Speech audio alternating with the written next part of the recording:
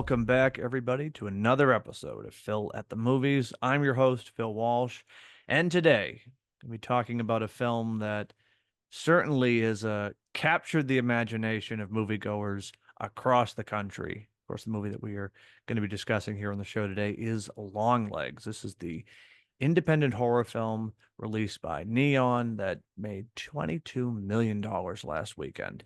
Truly surprising, everyone blowing away all expectations, and is in part due to the masterful marketing campaign of this movie, but also, in my humble opinion, and I know of my guest here, it's just a damn good movie. So today we're going to be giving our reactions, discussions, and talking about scenes, characters, etc.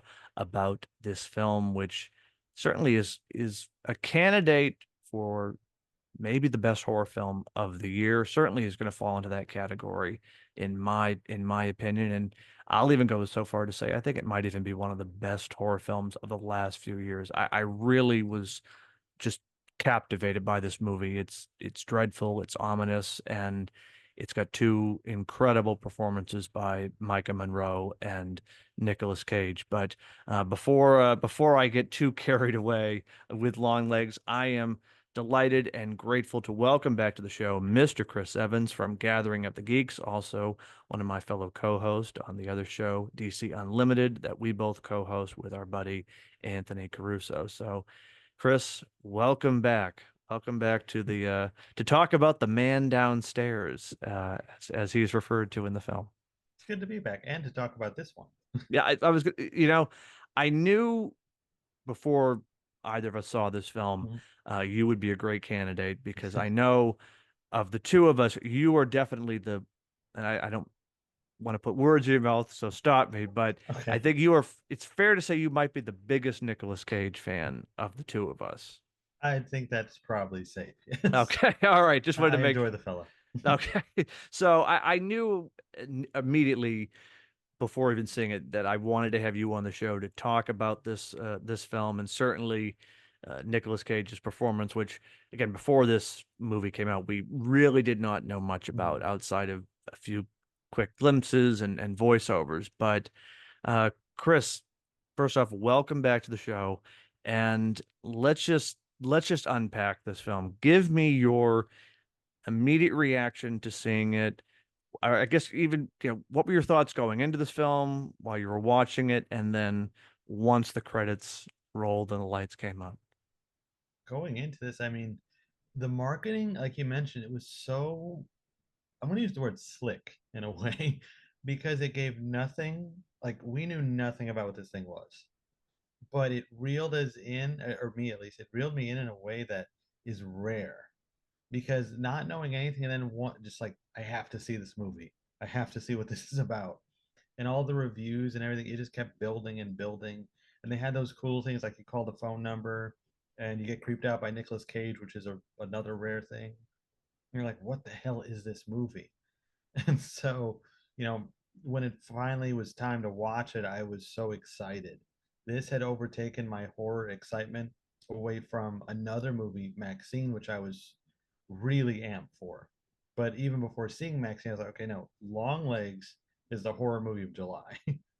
I'm sorry, Maxine, but it's Longlegs. And then after seeing it, I can also say it's Longlegs, but that's a different story.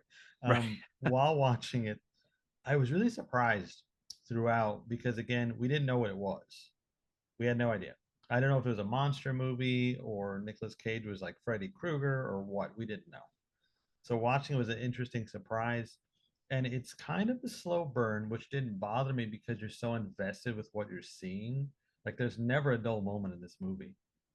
From the minute it opens with that really clever framing, which I thought was so unique because you don't see that a lot.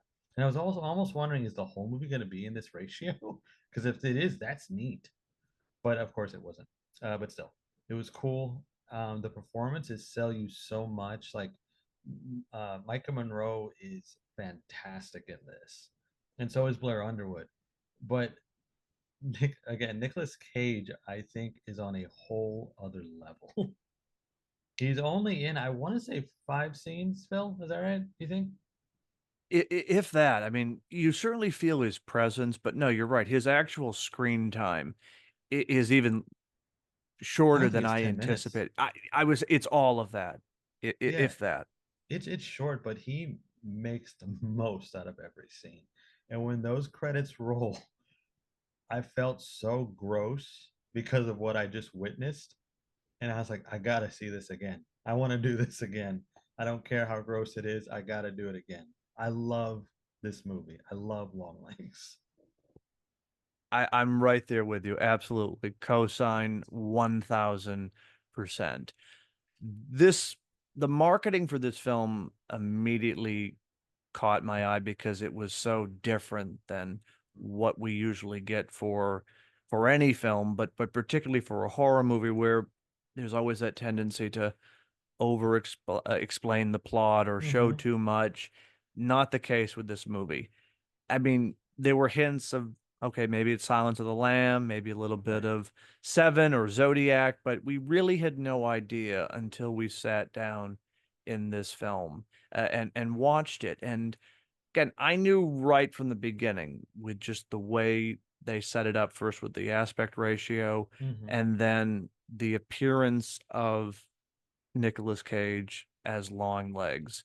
And again, spoiler alert, everybody, the fact that that's at the time, we had no idea that's going to be young Lee Harker, and then to have that all pay off well down the line was just another like WTF moment. And I mean, in a film that is so full of those WTF moments, it's like it's almost hard to pick like, okay, well, this one tops that one. I mean, it just the sense of dread, the drip, drip, drip that this movie has right from again that opening scene with the music and just the atmospheric tension. I mean, I was hooked right from the start.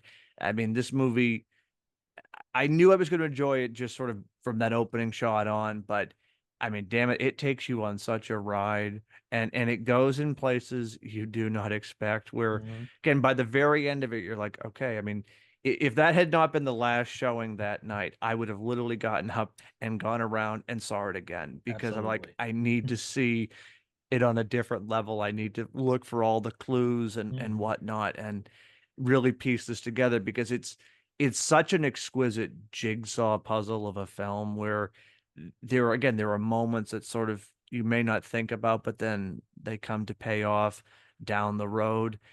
I just it's a masterclass of a movie in terms of suspense and I mean just pure dread and terror. I mean, certainly going into it, there was the hype of it. Oh, this is the scariest movie of the Yeah. decade. And I mean, when you put those words out there, scariest movie, it immediately is going to be subjective because what I might think of as scary, it may not be what you think of as scary, and vice versa. And so, like, yeah, this movie is not full of jump scares and a creepy monster walking around terrorizing you from the shadows, or even gross and gore, but it almost works on a almost a psychological level because it's just so creepy and it's sort of just the subtext of the film from the character of Longlegs being this great mystery to all the psychological trauma that's going on with Lee Harker. I mean, I could understand why someone might say, putting aside the marketing pitch, like, yeah, this is a scary movie because it is so unsettling, and it's a movie that we're not necessarily used to getting recently because lately it's you either get kind of like a standard slasher movie or you get kind of a gory, gross out monster film, and this is very much none of those. This is much more in the psychological uh, wheelhouse, and then of course when it makes that great left turn towards the end of the movie where you think it's one thing and then it goes. I mean, I'll just say it goes right down into into the pits of hell, so to Yeah. speak. I mean, Something like that. it's. I just I'll stop myself because I literally could just continue dominating it with just my reaction to this film, but it two thumbs up, and it's easily my favorite horror film of the year, and I think one of the candidates for one of the best of Mhm. recent years. Just a solid masterclass. I kind of, in a way, I can compare it to Barbarian. I don't know if you like Oh, Barbarian, that's but a good comparison. I feel like it's in the vein of Barbarian, where when you watched it, you didn't know what you were getting into. The Mm, marketing didn't tell you, right. and then once you're in, it's like, oh, this is different. Yeah. And Yeah. by the end of it, like this, you kind of feel gross, just a little bit. You do. No, I mean this is not a I mean not that horror films have are necessarily family friendly, but like No, but some of this them have happy endings. yeah, this is not that case. No, This is a very dark, wicked. Uh, wonderful. it is. It's that's the thing. Like again, I love horror films. Horror is my favorite genre. So I'm gonna eat this shit up, Mhm. every day of the week. But I feel like it's so rare where you have one that just hits it out of the park like this one did. I mean, it has been quite some time where I've had a horror film that just like, wow, just completely blows my mind. And again, I can't wait to go see it again and again. This is one I can't wait to own. I know the 4K was Bingo. announced today. Oh no, I mean, I'm waiting to see if there's going to be a steel book. Yeah, And then once I get that confirmation, then I'll make my necessary pre-order. I would love it if the cover is that final shot of the film, Oh, that's a great moment. or the famous. Well, now I guess it's famous of Micah at the window that we didn't Yeah. know the context of Oh before. my Now we do. God. That post again, we've seen the poster of her where she's cupping her mouth and she's looking at something horrific out the window. Now knowing the context, it's just I assumed it would be something Longlegs that's related. He's that's what worse. it really is. That's the thing. Like, I mean, Longlegs is creepy and he's unsettling and he is the little weird puppet master, kind of pulling the And strings. downstairs. He's the man downstairs, bingo. But in a lot of ways, it's everything else that's going on in this film it's on a whole other level of just creepiness and just outright evil. I mean, Hmm. we can certainly get into it. I mean, I'll stay on the Nicolas Cage bit for a moment, given that the film is appropriately titled Long Legs, and I think that has so many significant meanings just in terms of the story and where it goes. But I mean, what did you think when you first saw Nicolas Cage in full long leg attire? It was weird because normally in a movie with Nicolas Cage where he is meant to be larger than life, he just looks like Nicolas Cage. Hmm. I used him as Dracula and Renfield as an example. He just looks like Nicolas Cage. And that's a role where I could have seen them do something different, but they didn't. And I'm glad they didn't. But in this, he's kind of unrecognizable. And the parts of him that are, which are like his eyes, are amplified and made even creepier now Hmm. because of this other makeup on his face. And the way the nose is like, I don't want to call it like an elf nose, like a claymation elf, but that's what it looked like to me. And now I don't want to look at those elves anymore. I don't ever want to see a claymation elf again. He is so creepy looking. And the like the powder on his face or whatever that's meant to be just adds another like, what the hell is this guy? I mean, he looks like he was created in hell. I Yeah. mean, it's such a transformation, and you're right. You don't see Nicolas Cage, which, Mm-mm. again, I that was my one. I wouldn't call it a concern going into this film, but I was like, okay, it's Nicolas Cage. Is it going to be a traditional Nicolas Cage performance? Which I mean, Right. yeah, I don't necessarily have an issue with those one way or the other, but like, given the tone of this film, it would not lend itself to a traditional, hammy Nicolas Cage performance necessarily. And not that, Longlegs is some wallflower because he is larger than life Mm-hmm. in this movie, but Very much.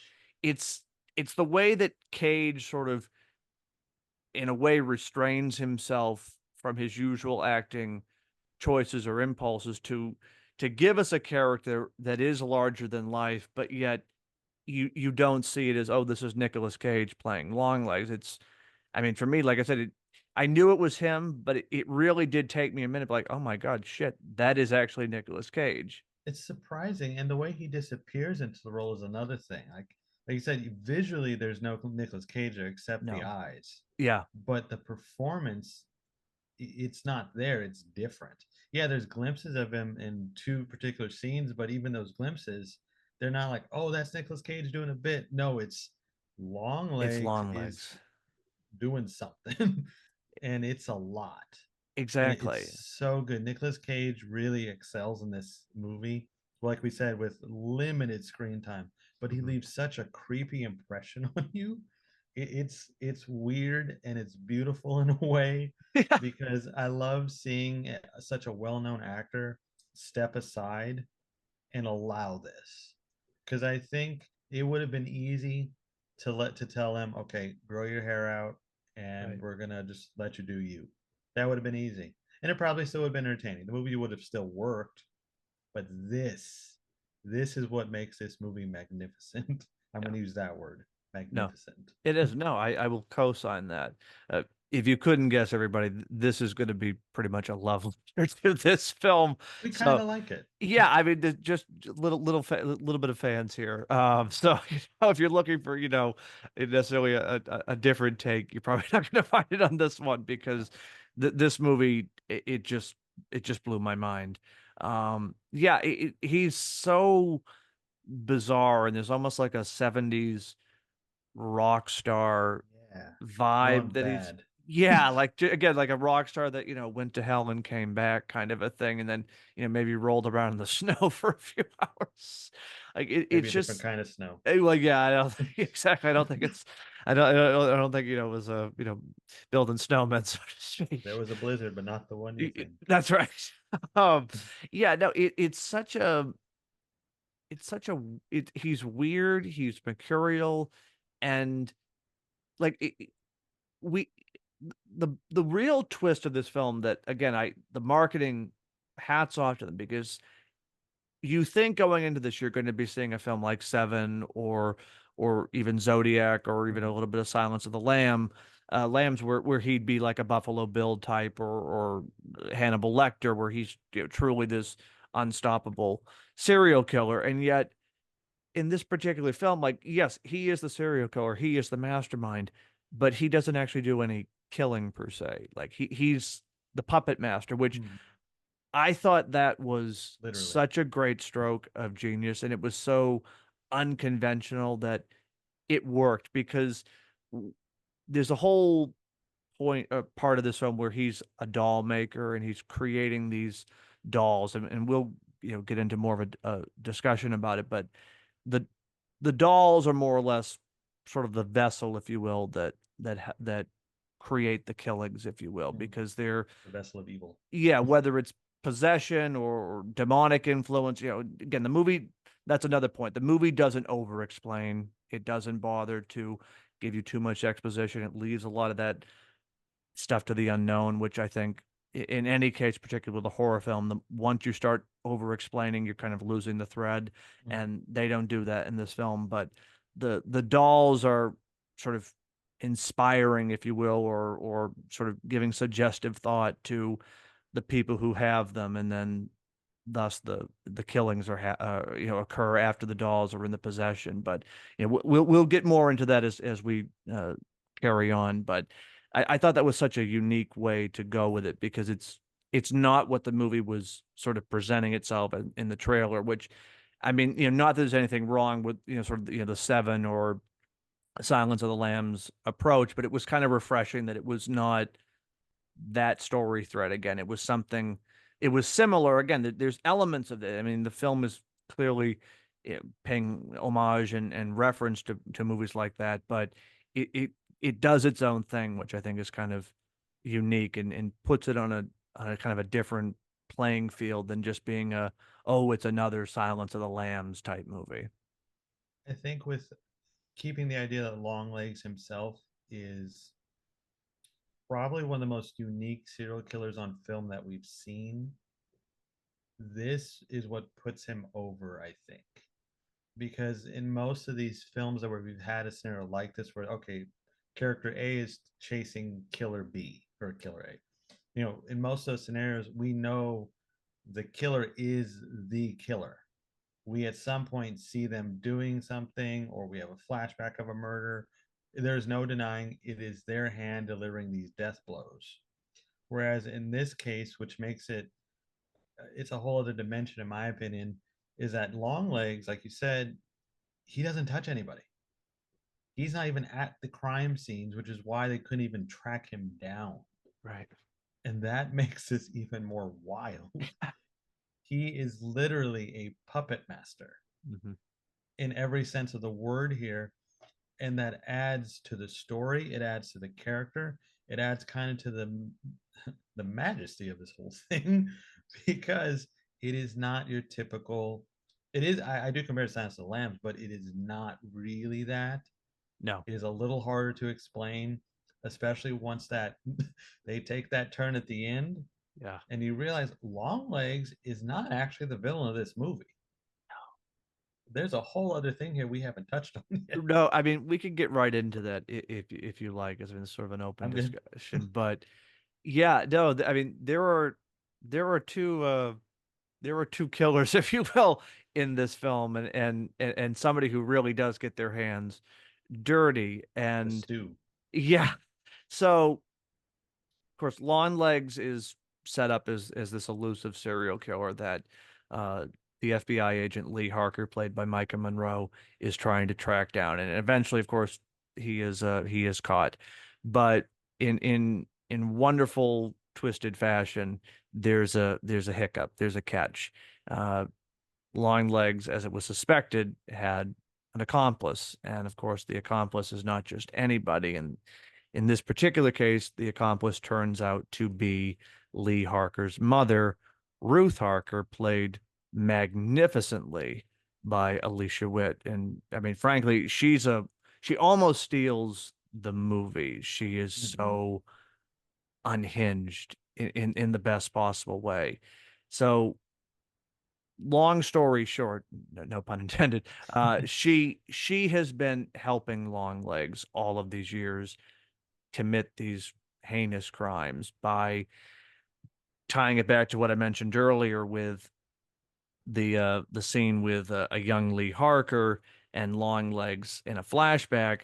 We learn that essentially Ruth made a Faustian bargain with Longlegs to spare Lee, but in exchange, she was going to help him in his demonic mission, which was to take these dolls, if you will, that he had made to specific houses on a specific date, but she would do it dressed as a nun, therefore sort of disarming anybody's suspicions or alarm because they would think, oh, she's a woman from the church. She's bringing them a gift for their daughters. And that's how the dolls would get into the house. That's how the evil deeds would be done. And I mean, I knew there would be some kind of a twist, just the way modern movies tend to go. I did not expect it to go in such a sharp left turn as this, where I mean, not only, has Longlegs been living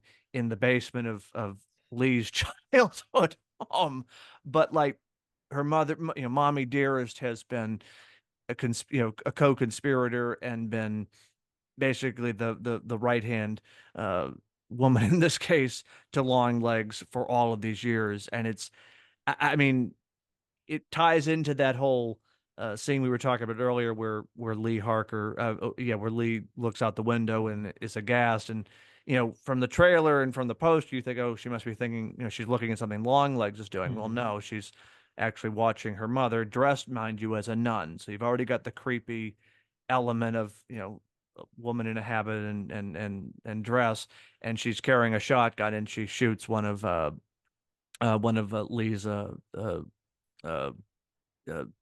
associates, if you Yeah, will, at the associates. FBI. And I mean, it's one of those things where like the movie shows you what's going to happen, but it's still so friggin' shocking when it does happen. And again, I'll go off on a Micah Monroe praise fest in a moment, but like she sells it so well in that moment because I mean, like you literally you can put yourself in her shoes in that Mhm. moment. She's literally watching, her mother commit this heinous act, and it's so frightening and it's so arresting. I mean, literally, it just stops you right there. And the movie, like I said, it's been creepy and unsettling up until this point, but it then, I mean, it detours down a whole other avenue of just madness at this point. it it gets bumped up a level It does, yeah, because there's a point where I know we're gonna get to Slayer, so I'm not gonna. But there's a point where you think, okay, the evil is gone. right, Like, okay, well, I guess we're gonna wrap this up, right? And so you're calm. yeah, And then when the movie introduces this, it's like, oh my, we are not done.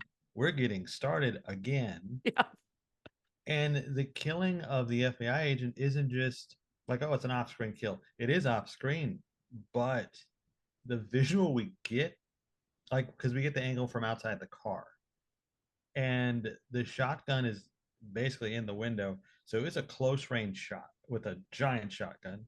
And then she went around for seconds, and it's brutal.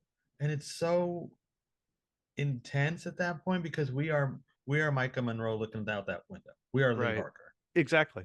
If I don't know anybody who did not have that reaction to that scene, we are Lee Harker. It's And so there's just no way visceral. around it. No. And I so for me though, I didn't suspect the mother. I actually thought Lee was the accomplice. Oh, okay. Yeah, I thought, okay, there's a reason Lee doesn't remember. We've Hmm. kind of something weird is going on. I think Lee is the accomplice. So then I was like, nope, the mother is. It was like mind blown, and it made so much sense with how Literally and figuratively mind blown.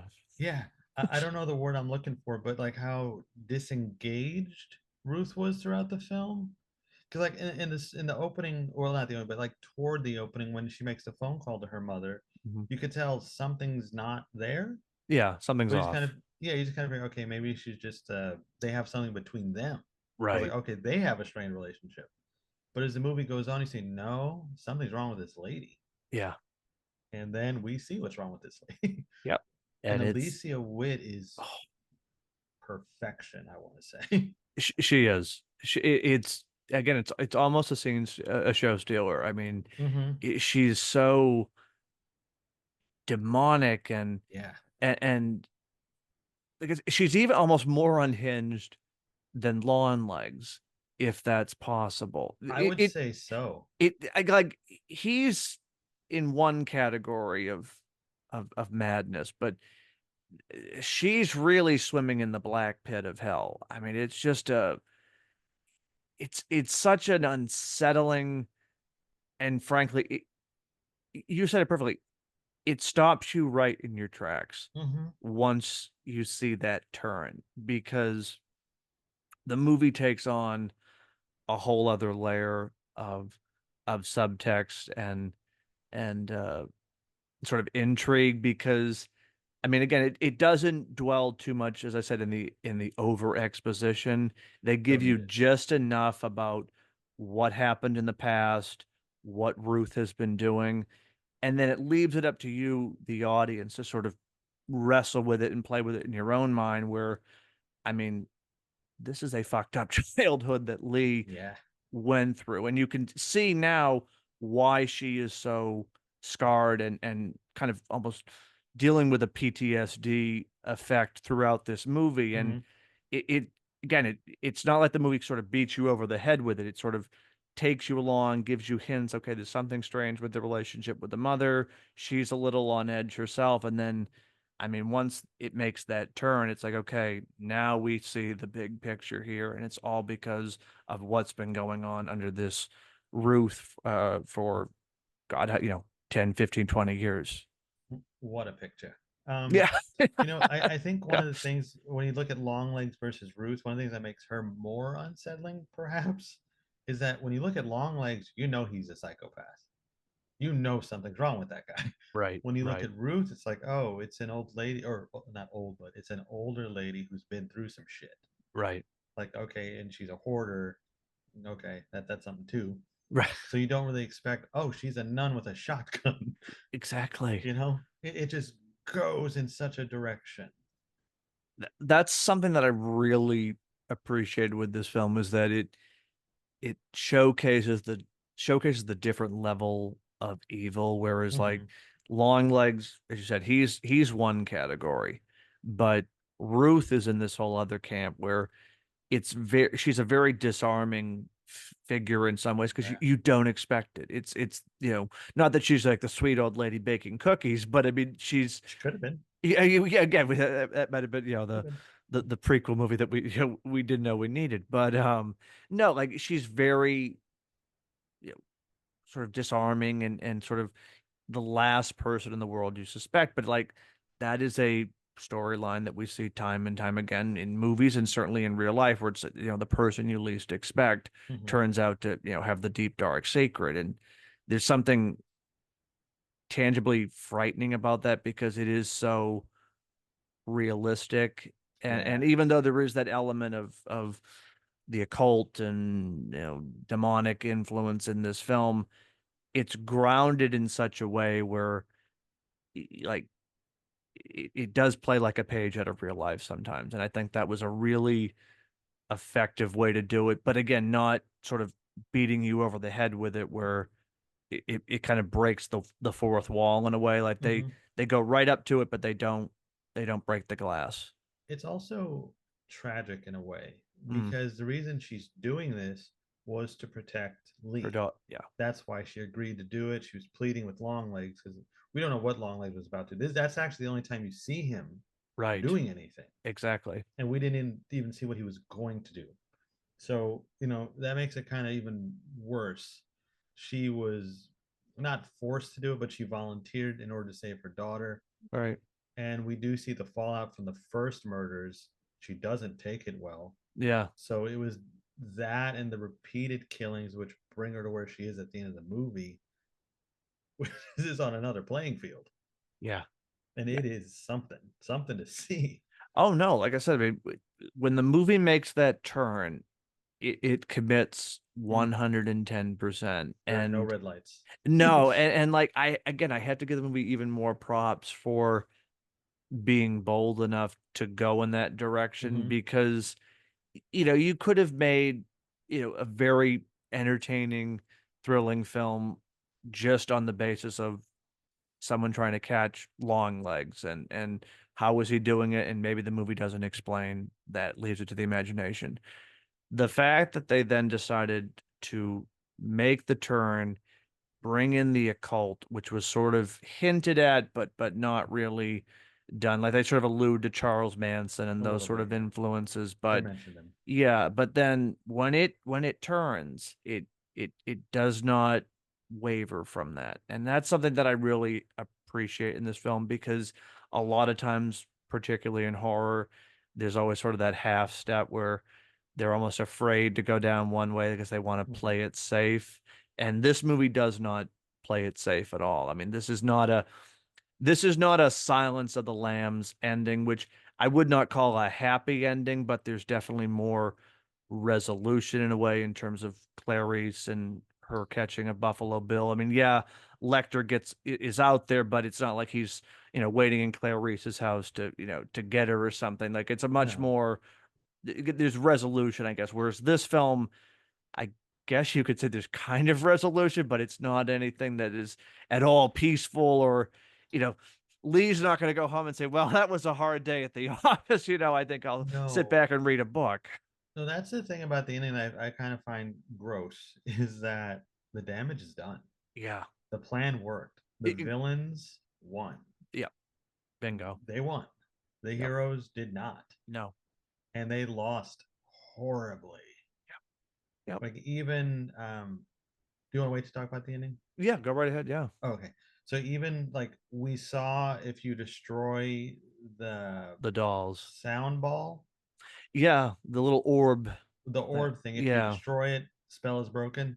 She couldn't even destroy the ball at the end of Yeah. the movie. Yep. She couldn't do it because the gun was empty. Because she Yep. emptied it in her partner, which is a different thing. But And her mother. yeah, oh yeah, and her mother. So the ending here is I don't want to keep using the word unique, but it is Yeah. because in most horror films there is some light at the end of the tunnel. Mhm. There are so many modern horror films where they stray away from even getting too dark so that the light at the end of the tunnel is even brighter. Yeah. It's rare, like something like Talk to Me comes to mind, where Mm. that was a very ambiguous ending where it's not happy, but it's not terribly sad in a way. Yeah. It's in between. Right. Whereas this went full on the other direction. This is a horrible ending. Horrible things have happened, Yep. and there's no fixing it. No, that's the thing. Evil one. Evil Evil one. one, and Evil did yeah, not die tonight. no evil. That's right. To quote another famous movie line at this point, that's part of horror pop culture. Shout out to anyone if you know what line that is from. Um, no, like yeah, even though Ruby, Agent Carter's daughter, is technically saved at the end of the Is film, she? We that's saw the thing. Kieran Shipka's character. Well, no, look what happened to her. So it's like nobody wins here. Like, I mean, Mhm. Lee is broken and devastated. Ruby has lost now both of her parents. Whether she's fully aware of that, again, the movie is sort of ambiguous because the orb was not actually destroyed. So, you know, is she going to end up in some kind of catatonic state? Like, I mean, Right. like, again, it begs the question: is Lee now under the influence? Like, is she going to carry on this mission? I mean, there's a thousand possibilities where this movie could go, and I mean, none of them are at all pleasant or happy. And it's again, I don't expect we'll ever get any like, oh, this is like what happens, because that's not what this movie is going for. It's the whole point is evil wins. Like Hmm. that evil wins, and sometimes that's what happens in real life, and it's unpleasant, it's frustrating, it's sad, but it's always Realistic. there. Exactly. Like, even though this film does veer into the occult, and again, there was some satanic influences, And it does, imagery. yeah, it does keep it grounded enough where even when there is the more sort of out there elements, you still are in this world, and like I said, it does play like a page out of real life. And I think that is, I mean, that is something horrifying, because in a lot of ways the best horror films kind of hold up a mirror to society, if you will, Hmm. and kind of, show people what maybe they don't want to see. And I think that's what makes this film even stronger, is that it did have the sort of the balls to go in that Yeah. direction. It was And bold. yeah, that's, again, I mean, I remember just sitting there, you know, when that whole scene plays out, and thinking to myself, wow, they actually went there. And then of course it does that final scene before it cuts to black with the callback to Longlegs in the interrogation room, and he's just like, hail Satan, and blows a kiss to the audience. Like, I mean, it's Love like, it. holy shit, like, yeah, like, perfect way to end a movie. But then it's Mhm. like, yeah, okay, you It lets you know evil no, won. evil one, bingo. Like, if you weren't sure, now you are sure. And a fun thing about the orb that I actually appreciate is that so most of this movie actually takes place in the past. Like the first encounter with Longlegs, if I remember, was like 74. Yeah, And the first killing is a couple years later. Like he sat in the basement for a while doing God knows what. yeah, But the orb, the way I think it's meant to speak to people, however it does it, is kind of like a fun callback to that period when they thought playing records backward would influence people to do things. right, Like right, there's the famous Ozzy Osbourne. I don't remember what song it is, but it was on a record and you play it back and it's supposed to tell you to go shoot somebody or something like that. right. And I think that that was a fun play on that too. I don't know if that was intentional, I, but that's kind of what I got because it would have happened around those times when there was yeah, the there's music is telling us to kill people. right. No, there's definitely the influence of the satanic panic of the late 70s, Yeah. early 1980s. I mean, yeah, I don't think that's, I think you're right. This definitely was a choice, and a brilliant one. Like, again, the The way movie they is did it, yeah. it's aware of what it's doing, but it's doing it in a way where it's never beating you over the head with it. No, but I would have liked to know a little bit more about the orbs. See, I was okay with that. I think because sometimes, as I mentioned, I think you can run the risk of explaining too much, and then you sort of start, oh well, Mm. okay, we have a definitive answer, and then okay, X plus Y, it's some kind of a, I just want to know like how they work, like what they were. Did he make them himself? What were That's what I mean. oh, I see what you mean. Okay. Yeah, I just because they don't really spend a lot of time showing it to you. No, So it's that's like, what fair. is this thing? Yeah, no, yeah, it is sort of it is a mystery. Like, Yeah, but maybe that's better, like you said. Maybe it's yeah, better we don't yeah, know. I go either way, I guess. you could see it either way. I guess that's fair. That's fair. Um, because they sort of like hit like again there's sort of like this question like is he otherworldly Hmm. in some ways like Which I like. yeah, which again that's the perfect way to do a movie villain like one foot in reality, one foot it, someplace else. it makes those scenes where you see, I guess it's supposed to be a version of Satan or something, Yeah. the horn The creature Yep. in the background sometimes. It makes those scenes better that we Hmm. don't have the definitive answer of what this is. Right. I like that that thing just kind of pops up. Yeah. And that's the thing that sometimes what you create in your own mind is sometimes even more terrifying than Yeah. what you see on screen. And like, I mean, I remember driving home thinking to myself, like, a dozen different theories about what was going on Hmm. here, and none of them were good. Like they were all this was all like, right into the pits of hell. I mean, and I love that about this movie that it isn't afraid to embrace the dark, and it's not like there isn't any moment of like levity in this film because like there's a few like sort of like just awkward human moments Yeah. with like Lee's character and just sort of her, The little you know, girl. yeah, yeah, exactly. That's I found that funny. I mean, even when Longlegs is being creepy, like there are moments like when he just starts like belting out song lyrics, like you couldn't help but like laugh, but like in like a nervous way. Hmm. Like I've never like it's been a long time where I've had that experience in a theater where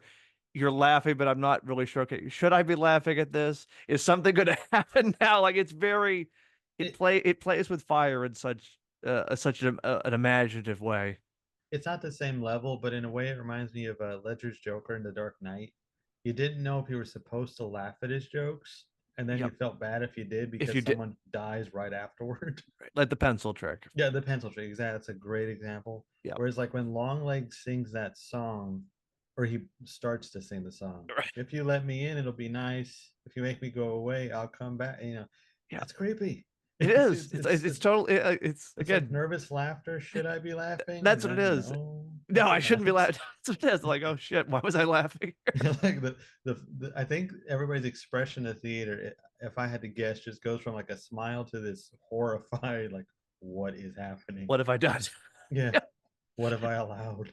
No, there were so many audible gasps and just Mhm. sort of laughs that turned to I won't say screams, but there was such a tension in the theater that I saw it in, and it was a pretty packed house, which was an experience in and of itself because it really did feel like a ride at some points Yeah. where you went up to those extreme highs and then I mean right into those lows and then back again and so forth. And again, you never knew. Okay, should I be laughing here or should I just should I just sit quietly and Hmm. watch in terror? I mean, it's one of those movies where it really does play with the audience and again it sort of holds that mirror up and it's like okay you're laughing at this well now let's see what happens here like Oh, you thought that was funny? Well, yeah. Now I'm gonna, bash my head into the table, which I mean, wow. I just I was gonna, save it for later, but I mean, since we sort of have opened to it, like the interrogation scene, I think is it's fair to call it where Yeah.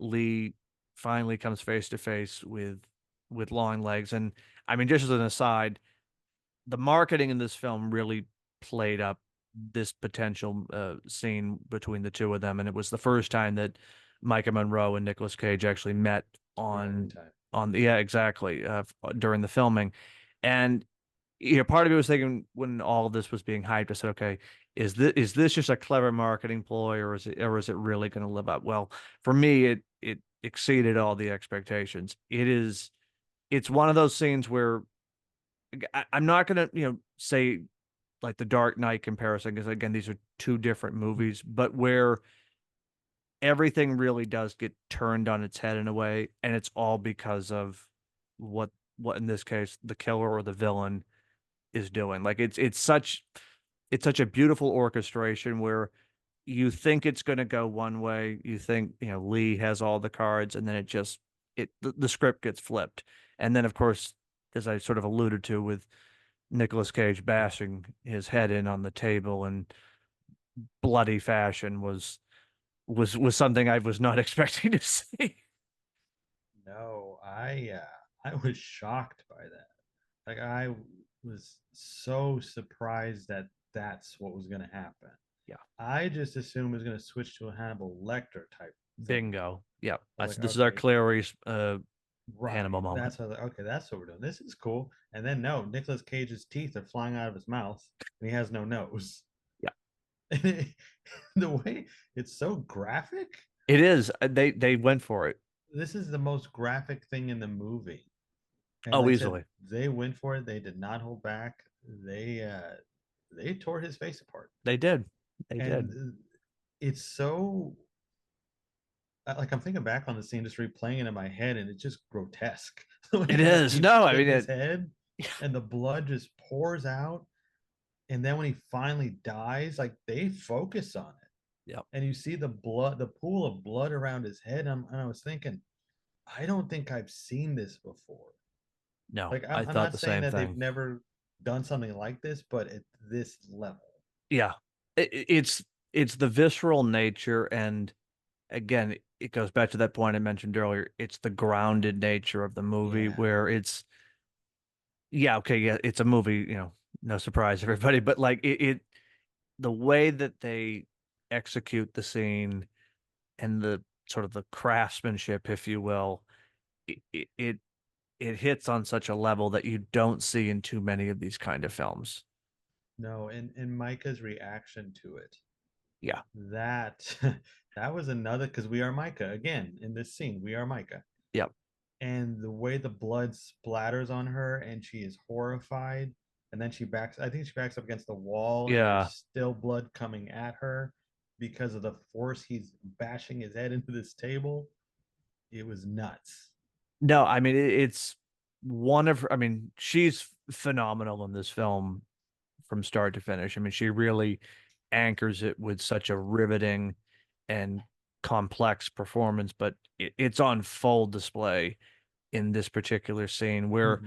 I mean a lot of it is really just her reaction. It's not like she's delivering pages and pages of monologue and back and forth with Cage. It's really her eyes and her expression Mm-hmm. to this truly ungodly scene happening before Yeah. her eyes. And again, I mean, if you have seen any of the marketing material or trailers, you know just from that scene where she backs up against the wall and she's got a little blood in her shirt and her neck, and I mean she just has this look of pure terror on her face, and it's so effective and realistic. Where again, we the audience are being put in her shoes. We're watching this as if it were happening right before our very eyes. And another thing about that scene is I want to say that is the first full look we get at Longlegs. Because I the flashbacks were always framed. So you Yeah, only see him from like I think the nose down or the mouth. I don't remember. So I'm thinking this is the first time we even see him full on for an extended period. I Because at the think hardware store, it's it's sort of it's jolted yeah, and his hair is in front of his face. He does that weird cuckoo with thing. the hands. Yeah, just odd behavior. Right. And then when he's singing in the car, it's from an angle. Yeah, they really did a great job at framing his look because Yeah, I think you're right. That is the first full image we get of him. Because otherwise, I think even when they're watching the video in the room of him in the interrogation room, it's a lot of profile and yeah, side and shots, and after, it's after yeah, that too. and this is like, I mean, you are seeing this nightmare on two legs, and And then it's after that, of course, we get the flashbacks of what happened when she was a right, kid. So which was even more unsettling. yes, No, I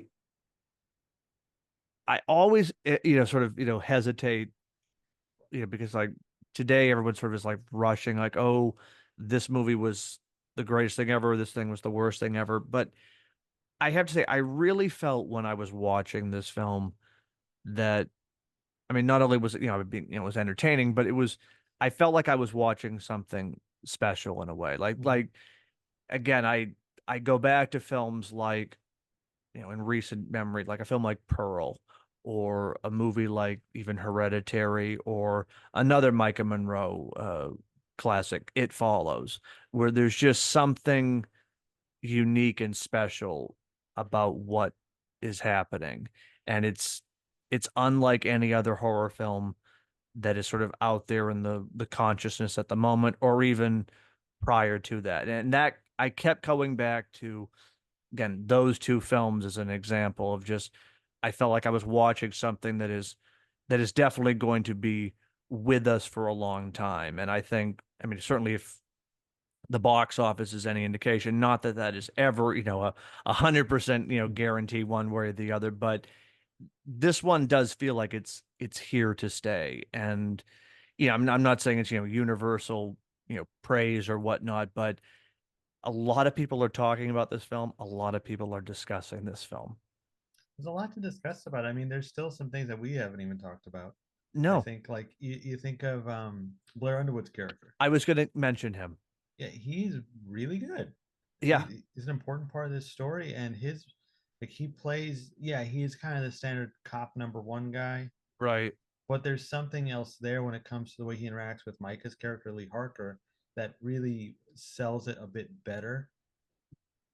I was going to say because he could have just been, like you said, a standard cop character, Hmm. not much beneath the surface. But I think they took the time to develop his character Yeah. enough that we got a sense of who this guy was. I mean, I think the fact that we got that early scene with him and his wife and his daughter, where she drives him home after he's had a few too Hmm. many at the at the bar. Like that again, that was a nice scene that, even though it isn't the longest one, it sort of gives you that insight into his character, and certainly makes it that much more impactful once we see what ultimately happens to him Yeah. and his wife at the end of the film. Like, yeah, it's that gut punch, like, oh my God, this whole family is being destroyed right now.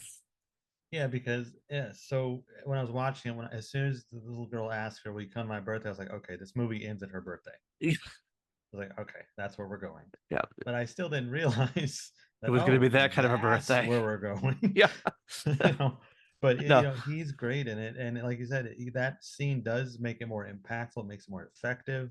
Also, his you kind of get why he wants to catch this guy because his daughter's birthday is also on the 14th. right. So there's that added need to Bingo. catch Longlegs. And you see it after Longlegs dies. And he's like, well, what are we going to do now? Exactly. No, and that's the thing. I really like how his character, because a lot of times in these movies you have sort of the, uh, you know, I don't want to say disgruntled superior, but sort of like they're very off-putting or Hmm. dismissive towards the newcomer in this case Yeah. of Lee Harker.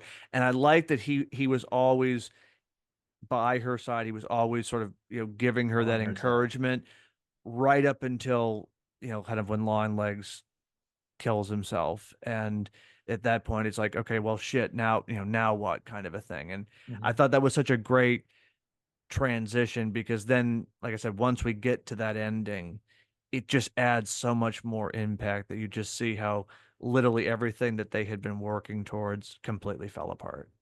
Your heart is in your stomach when he opens that door Yeah, because you know you what's about to know, happen. yeah, that's the thing. It's going to happen, and it's still shocking, Hmm. and that's not something you see in many of these films where it's like a lot of times they sort of like I don't almost like spoon feed you what is going to happen right from the very opening. And so it's kind of the lack of surprise by the time it gets there.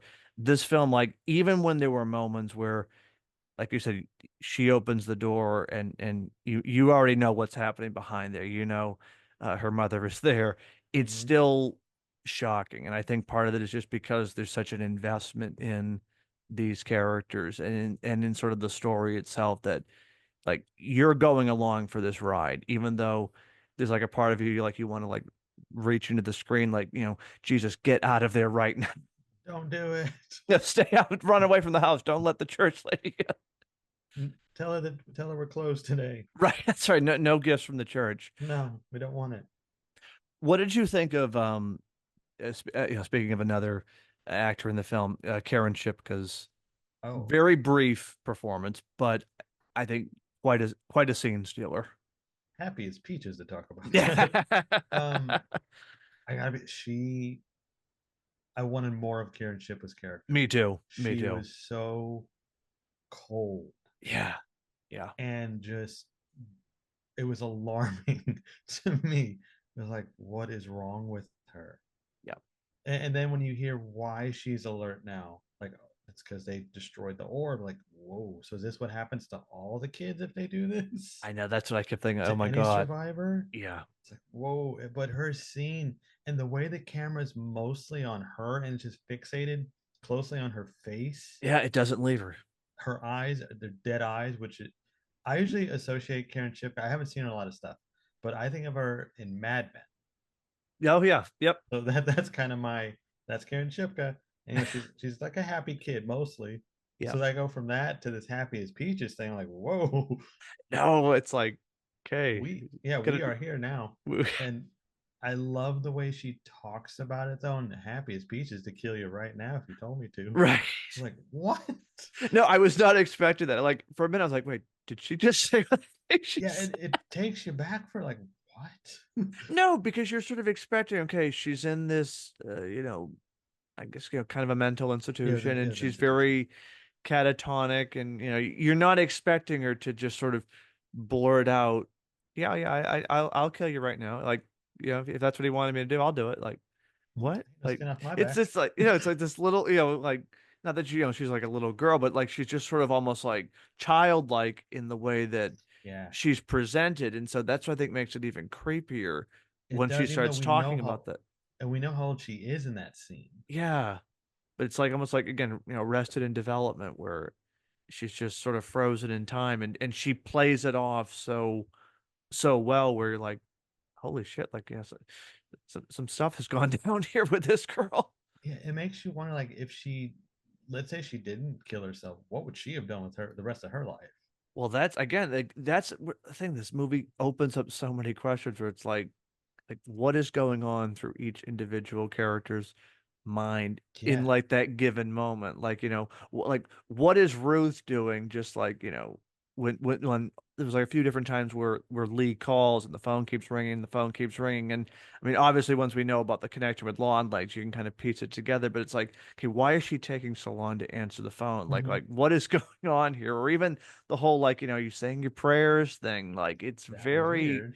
it's just, again, it just opens up so many questions. And sometimes, like, too many questions where it's like, holy shit, stop thinking about it. Yeah, I don't want to think about it anymore. No. And another thing about Karen Shipman's character is we see she is one of the only, I think she is the only kid who interacted with Longlegs. Yeah, because he came to visit her. It was, it's only her and Lee. They have a connection. Yeah, And which, she was, I guess he made the doll with her. I don't really know. But that whole thing was bizarre in the way she avoided the killings. Like yeah, I guess he told her don't be home yeah, she was, or yeah, she whatever. the only And survivor.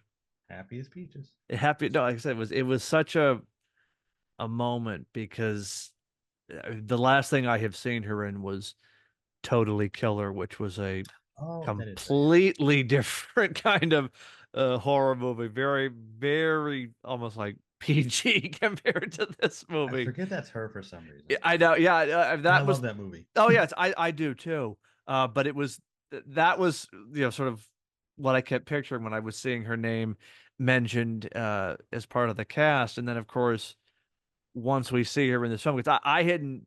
I didn't know what to expect because I had not seen any photos of her Hmm. prior to the film. So I was sort of half expecting, oh, she'll look like, maybe Like a, Karen Chipka. yeah, exactly.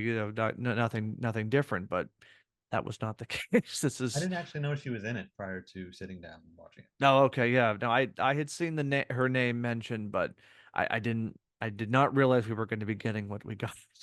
And It was it's, great though. oh no, again, it's another one of those scenes where it's just like it just stands out as like this movie is just so you said it's magnificent. I mean, even as like an aside, the very opening when we first meet the adult Lee, and she's on her first case as an FBI agent. And at the start, I thought, okay, maybe this is, they're looking for long legs, that this is That's what I part of thought the too. investigation. But then it's just some random guy, and of course, her partner gets killed within the first 5 minutes of it, Did not which again, expect that. did not expect that. Again, the movie was so good at like just when you think it's going to go one way, they throw you Hmm. off balance, and then it's like, okay, we're going here now. Like I really loved that about it because it kept you guessing right up until the very end. And I also did love how clean the serial killer's house was. Just saying, It was it was very clean. it was immaculate in a lot of Yes, good ways. job, sir. I No, seriously, he gets an A plus for cleaning. appreciate it. Get that plastic down.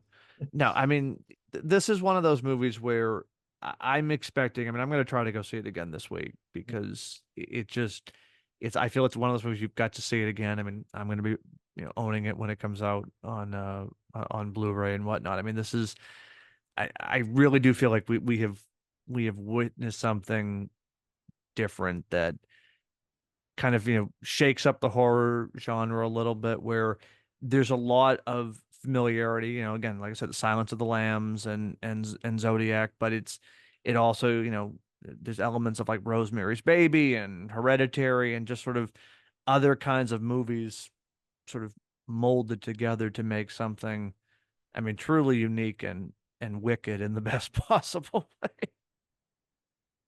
Yeah, it's like a this combination of all these horrible things that make one great thing. That's yeah, that's what it is. It's its own unique horrible thing. Hmm.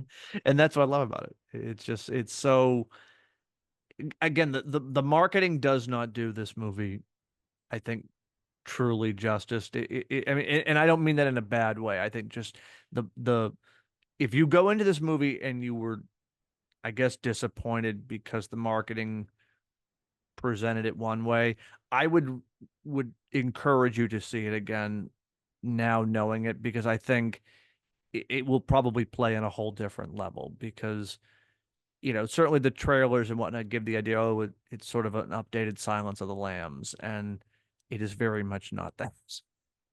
I don't know. I think a lot of people went into it thinking it was like more of a monster film. I did see a lot of reaction to that. They thought, long legs, this means some kind of a creature. Even I thought he was gonna be like on stilts or something. I thought that's why it was framed the way it was. When he first came, I was like, oh, maybe he's on stilts. Ah, I don't know, but I think that the marketing is great. I love it, but I do feel like it's catering just to people who are going to see it anyway. Probably. that's fair. I That's think they might need to expand a little bit. Well, I suppose it might be too late now, but I think maybe expanding it would have been a better idea. But then at the same time, it's like, well, you can't really show a lot of the movie. that's the thing without giving it away. Yeah, there's not like, oh, here's long legs at the hardware store in a clip. You can't do it. No, that's again, I think the element of mystery really did work in Hmm. this film's favor, where you had to see it happen. Yeah. And I mean, I expect future films in the genre will probably take a page from Long Legs. I Hmm. don't think it will be as effective because this was so organic and original, but I can see more films will probably take a page from this playbook to try to keep things hidden and under wraps, which I mean, there's something to be said about that. I think less is more, particularly when you've got a horror film, and so much of the genre is has certainly been overplayed and maybe overexposed. It is kind of Definitely. nice to have that difference, have a little different beat to the drum versus like, oh, we've seen this before. Yeah, and even the familiar elements to it still feel fresh because of the way they're presented. Bingo. So it's not like, oh, okay, well they're doing this again. Yeah, they are, but look how they did it. Yeah, Look how it was done. bingo. No, I feel the same way. This even those elements, again, Silence of the Lamb is clearly an influence, but it's still its own unique twisted beast. It's just And you know another great thing about it? It's under 2 hours. I was going to say I this was one of those movies where it's like what, an hour and 40 40. minutes. Hour Yeah. and 40, 41, something like I, that. I mean, there are sometimes you see an hour and 20-minute movie and it feels like 5 hours. Yes. This movie, like, I never never would have occurred to me, oh, I better we got another 20 minutes here. Like Mhm. it really does fly by, but it never feels like it's rushing. Do you know what I mean? Like it's Exactly. Yeah. It had a great pace. I think the start is a little bit slower, but it needed to be. yeah, it And sort it of takes wasn't a its bad thing. Like you're just kind of taking it in. yeah, exactly. It's sort And of and then slow like and right. And then like toward the end, like when Longlegs does come, it's like, oh well, I hope there's still time left. You right. know? Yeah. I want to see where this goes. Right. No, I thought it was a perfectly balanced film where it was just the right amount of Hmm. everything. Yep. And we actually didn't even mention it, but the score of this movie, Oh yeah. the the composer, I only have the one name. I believe it is, I want to make sure I get it right. Zilji, I believe, is I the wasn't name. gonna try. I'm glad you did the pronounce, I but I might wasn't have it gonna try. wrong. I don't know. I can't find any information on this person, so I don't know, you know, where he or she came from. If this, Hmm. if this is a real person, I don't know. That's long The legs. maybe it is, that would be the twist. The score, I will probably get some flack for saying this, but I'm going to say it anyway. Like this felt as close to a John Carpenter-esque score that Hmm. I have heard in a horror film since, his most recent run with the Halloween films, just in terms of the music having an identity and a presence in the film. And I can't say that happens with a lot of horror films. And again, I go to John Carpenter because his work with the Halloween theme is so indelible, where Hmm. it's like a character in the movie itself. And I felt that same kind of atmosphere and tension when, again, a lot of times it's just sort of like a one note ominous beat, but yet it works so well in this film, and it sets up a cascade of emotions where you never know quite what to expect. And I just thought that was really effective, and again, not something that you get from a lot of horror films, where the score, it may be fine and it may be entertaining, but it's not as memorable in a way where it kind of feels like it's imprinting on your Hmm. soul. And I felt like, okay, this is like, coming from the depths of hell in a way. Well, I think it's the perfect combination of what you're seeing versus what you're hearing. Mm, And that's why it works so well. Because a lot of, like I said, a lot of it's not that the scores are bad or anything, but this score just complements yeah. what's happening so well that it burns it into your brain what you heard and what you saw. So if you hear it, like the score, you can think, oh, that's when he bashed his head in. Right. Or that's when you see Ruth looking at the ceiling like a creep. Yeah. These things are burned in your head because of the score and of course what you're seeing, and they just come together so well, which is rare because I feel like in a lot of horror films they just want to sound ominous. Right.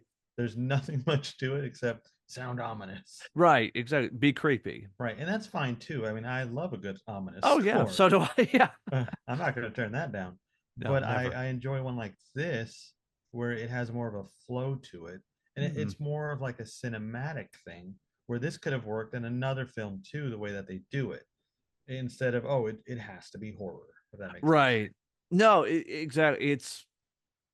It's very effective where it sort of transcends the genre, Yes. which is not something you can say about many of these Mm-mm. types of scores, which again is another point in this film's favor, where it it, it really is working on so many different levels that you never quite know what to expect. Mm-hmm. The only thing I can compare it to recently would be Abigail. I'm also really high on Abigail, but I think that score was That's a good another, no, that's a good point. like I would agree I with wouldn't that. say elevated scores, but I would call these. Yeah, I like that. That's a good way to, yeah, it is very elevated. Yeah, it's an elevated score. More elevated score in horror, please. Yes. Elevated horror, elevated score. Let's do it. No, honestly, yeah, I mean, yeah, this is one of those cases where I would certainly say this is a quote elevated horror movie, but it's not one in a way where it's, again, sort of beating you over the head with Mhm. it. Like it's again, sometimes a lot of these movies will tend to, sort of wear their influences very, heavily on their sleeves and like Yes. it's almost like they have to put up a flash of this is, a movie about subtext and it's This is the house from Psycho. right, exactly. Yeah, I know. Yeah. I knew we'd get into some Maxine comments here. Um, Somewhere. no, we had to, because I think we're of similar opinion on that film. But yeah, like again, everything here, it's a lesson in subtlety, and I mean, my biggest fear is like other studios will learn the wrong lessons from this Yeah. movie and just think, oh, we just need to have a creepy, weird ass killer and just throw in some Satan's symbols and boom, call it a day. And it's like There's a pentagram. exactly like, oh, perfect, there we go, we've got Pentagram the movie. that's right, that's right. I saw the sign. No, I fear that others will try to replicate this, but to very little success because I mean, there's just all the right elements, whether it's like I said, the score, the pitch perfect casting.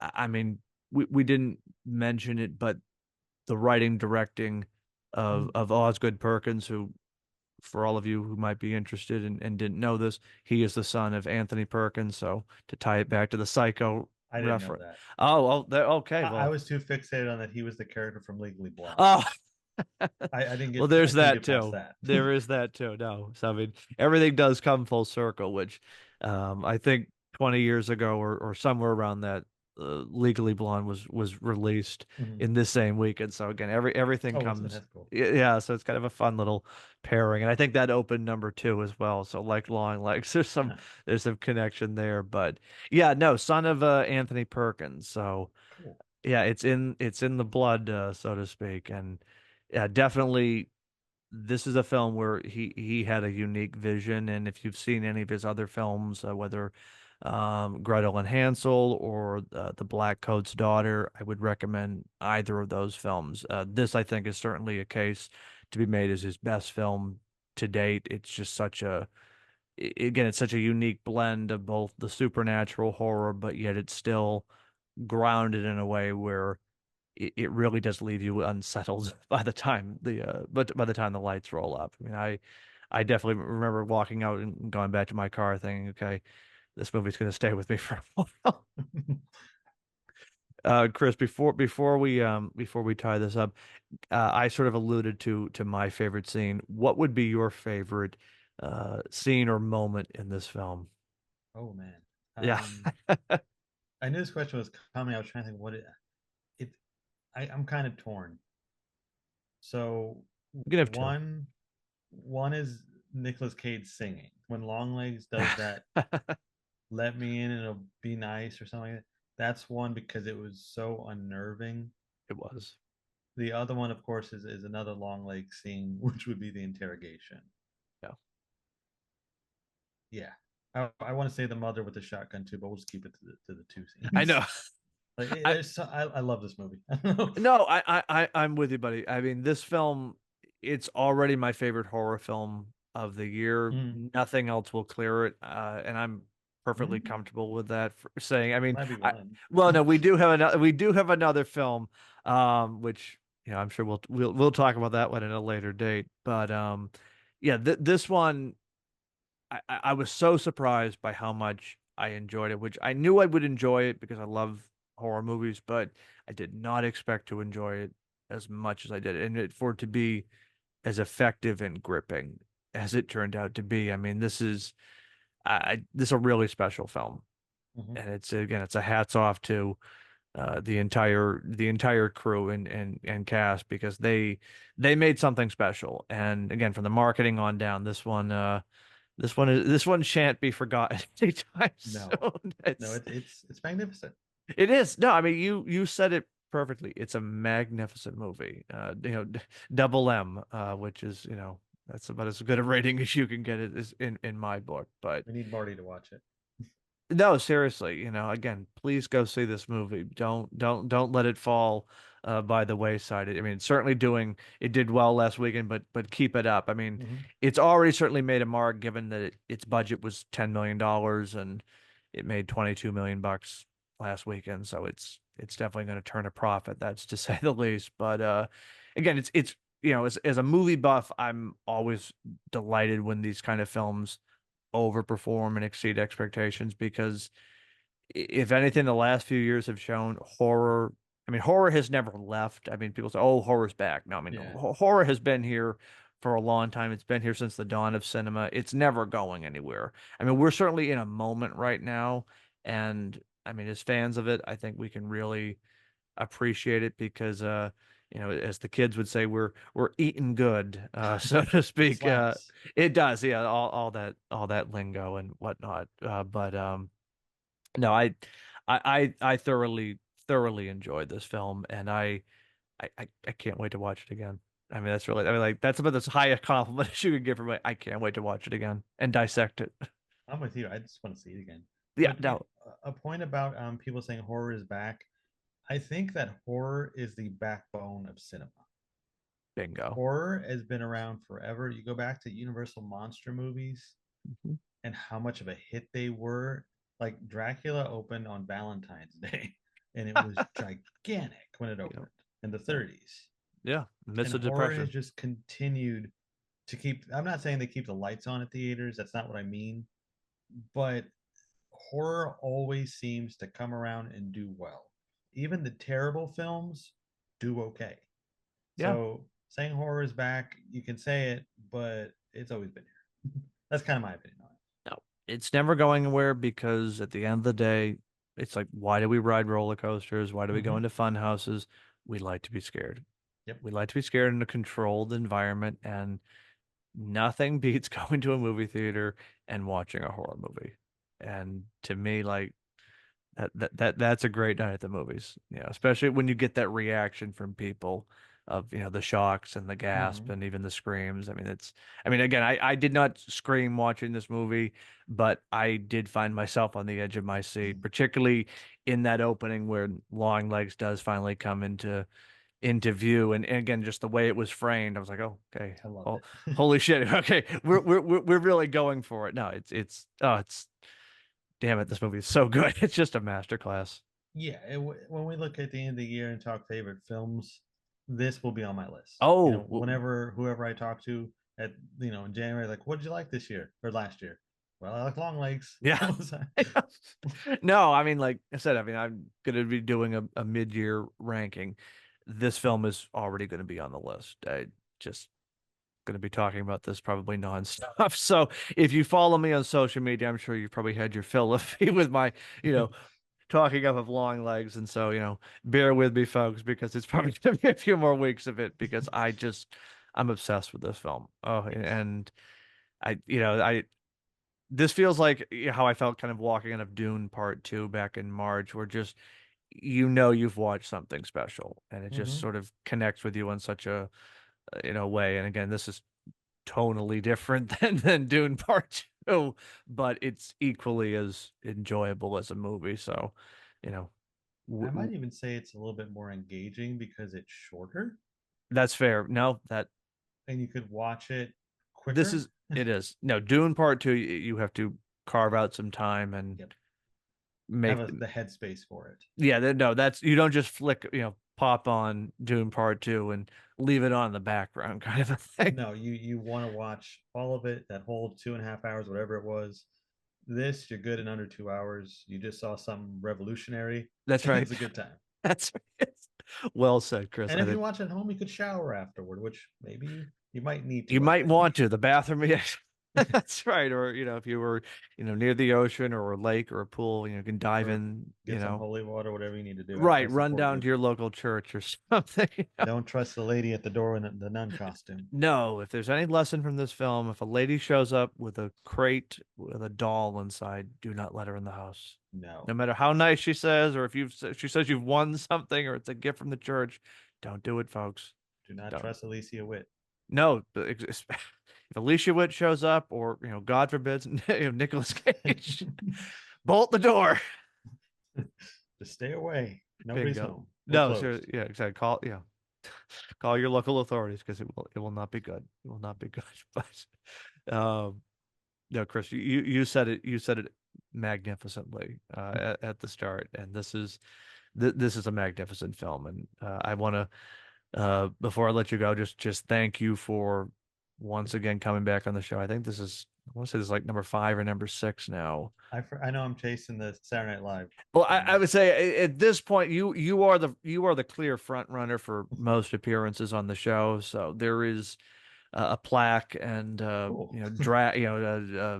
jackets and whatnot will be in the mail. So can wear that. If you've been to Phil at the movies, that's the big perks right there. Get a Letterman jacket of sorts. Cool. That Yeah, sounds good to me. there we go.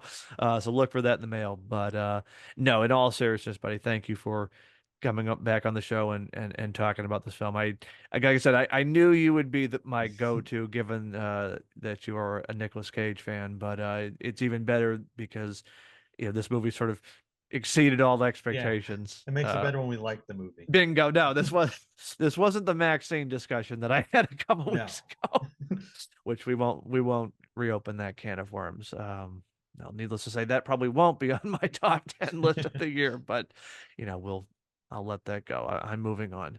Um, Chris, where can people get in touch with you on social media and the like? Well, thank you for having me again. It's always a good time to talk to you, Absolutely. especially when we do like the movie.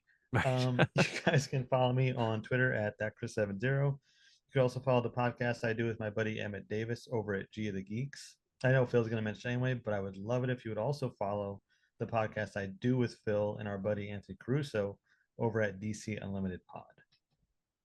No, and I will co-sign that if you are a fan of Batman and all of the upcoming DC projects, including Superman, which is now a little under a year away. Yeah. This time next year, Superman will be back on the big screen for the first time in a solo film since 2013. So it's a big deal Mm-hmm. for Man of Steel fans and whatnot. And so we'll be covering that certainly in great detail leading up to the film, but also all of the other upcoming DC projects, including Batman Cape Crusader and the Penguin TV show, and my most anticipated film of the year, Joker Folie à Deux. But I'll hold that off for another time. But in any event, would encourage you and appreciate a like and a follow for that show, and certainly would encourage you to give Chris's show, Gathering of the Geeks, a listen and a watch because him and Emmett do just a great job every single week and always put together a lively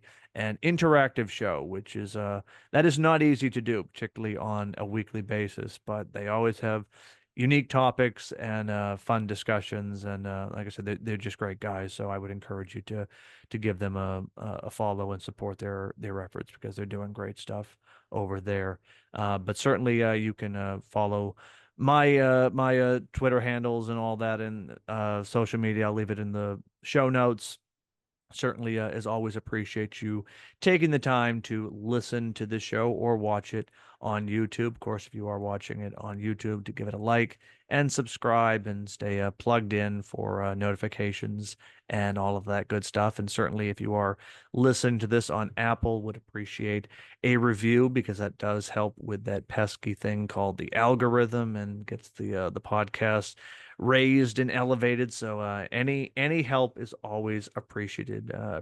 But certainly, I again thank you all for tuning in each and every week. Chris, thank you, buddy, for coming back on the show. I Thank know you. you shall return. So yeah, we're gonna get you up to double digits on the show probably before the year is out. But Works for me. all right.